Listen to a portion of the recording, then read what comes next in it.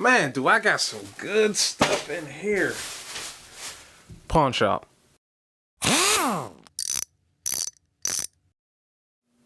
So I recently had to take a trip to West Virginia, Weirton, West Virginia to be exact.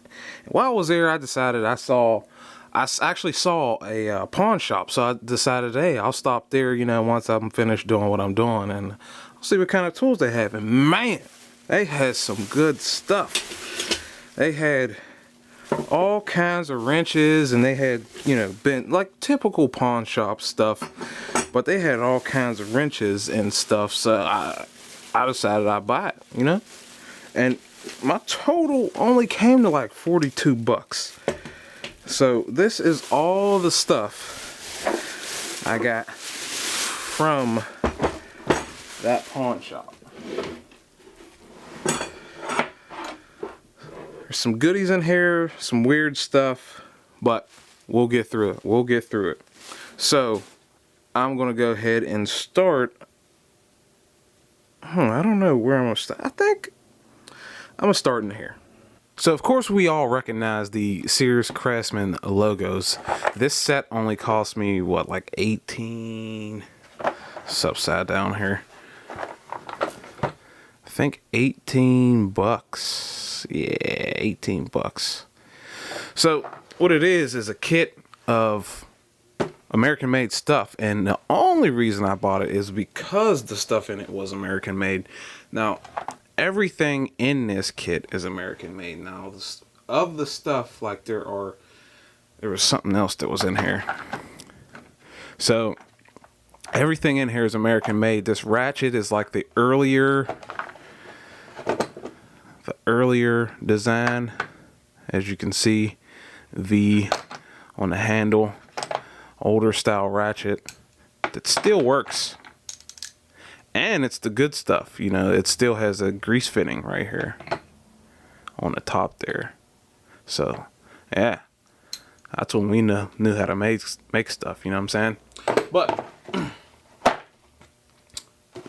there's also a spinner handle up here and 5 1/4-inch sockets.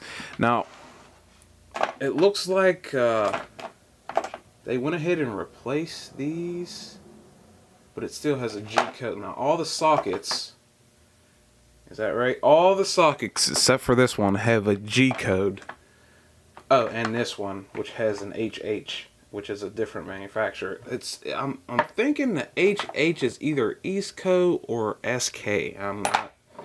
I'm not too sure who made what Craftsman. It's a little harder to date, a little difficult to date Craftsman, but yeah, all this stuff is American made, and that's why I got it. It was only 18 bucks, so I saw, great value in that. They replaced 4 of the sockets up here with 6-point store-bought. Obviously, you can tell that, these didn't come with the set, but it is missing some down here. But these are EE. No, these are H. These are H coated. The extensions. Yeah, even this adapter is. Where's that? I think this adapter is H coated. Yep, H coated. But this socket, it came with 2 1/2-inch sockets, and it's EE. So I don't know if I said that earlier. These are H.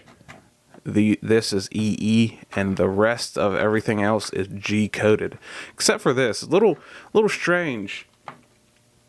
What they have started to use, I guess, as a spark plug socket. So I'm gonna take that out and get to it. But this is V coated. This is V coated, and then these are G coated. So that's that. 18 bucks. I'd say it's worth it. Now I'm gonna have to zoom in for this next one. Now this what they were using is this snap-on socket for a spark plug socket, I suppose, which is a little odd because it's a 12-point, but it was in there. And this is a vintage socket. because the code right there is G. These sockets were made in 1945.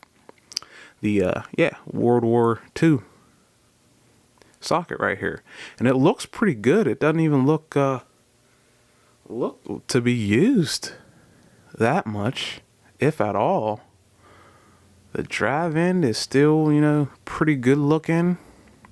Now I did clean, there was a good amount of dirt in this thing, so I did clean it off. But yeah, made in America, made in 1945. That's a G from what I can tell. I don't know if let's see if we can get closer up. I don't think any other date code stamp matches that closely. I'm just gonna say it's a G. This looks to be from the era that Snap-on made that, you know, those World War II sockets. Couple fun facts about these sockets is that the G-coded ones, I do believe, are the only ones with chrome. Or no, that's not true. The military ones, the ones they sold to the military, they ran out of chrome in 1945 apparently. I found a catalog listing or something, and it says in the catalog that the direct sales here in America would feature chromeless. Like they would be using zinc or something else to mimic the chrome because they ran out of chrome during the war effort. But yeah, that's it. Cool little Snap-on vintage socket here. I'm probably going to keep that and set it on a shelf somewhere and not use it. Moving on, we'll go to these wrenches. We have, I have to zoom back out. Yeah. New Britain. It's a 1 1/8 by 1 1/16. Now it's looks to have like a 10-degree offset on either end. It was only $5. So I was like, yeah, I'll take it. American made, you know, good stuff. New Britain was somehow acquired, like, not New Britain. New Britain, I think technically New Britain shut down, and what is it? Black Hawk and Husky, which were owned by New Britain, were acquired by Stanley. Or the whole New Britain was acquired by Stanley. I don't know. But this is a New Britain wrench made in America. They shut down in like 1990. So this is at least, 27 years old. Something like that. So, looks pretty good. There's a bunch of rust on it. It's not dirt. But, you know, holds well. Now, moving on, we got some other stuff.